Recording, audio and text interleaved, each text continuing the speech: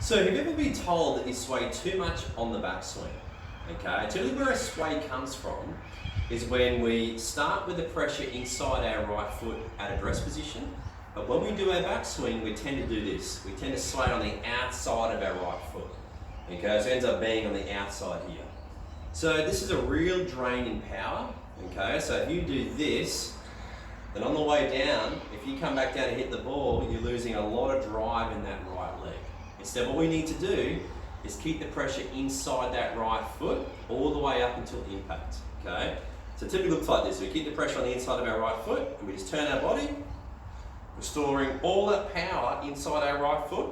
And as we come back through, there's a big drive in that right knee, which is what we want. That's how we generate more power through our legs and our body.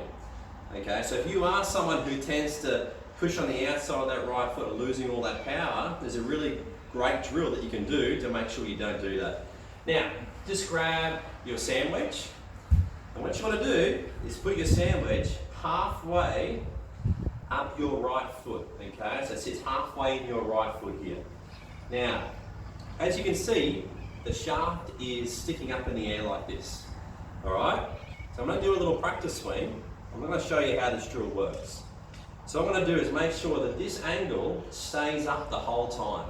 Okay, so if I can keep that shaft sticking up, it's going to look like this. So I swing back, I've kept the shaft sticking up, and therefore my pressure has stayed inside my right foot.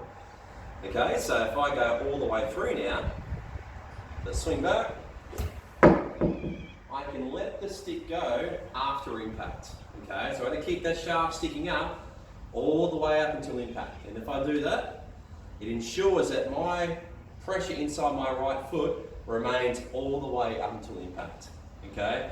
Now, obviously, if you find out that you're doing this and you swing back and the stick drops to the floor, like this, or it lowers in its angle, the pressure is moving on the outside of your right foot, okay? All right, so now we'll just keep it halfway up your right foot here, okay? We're gonna have the shaft sticking up like this. And what we're going to feel here is make sure the shaft is sticking up all the way up until impact. And it can fall after you've hit the ball. Alright, so we're sitting up to it, keeping the pressure inside your right foot. We do our little rehearsal. I'm going to make sure that that pressure stays inside our right foot. So we swing back, swing through. You can see there that the shaft dropped after I've hit the ball. Therefore, I've kept my pressure inside my right foot where it needs to be.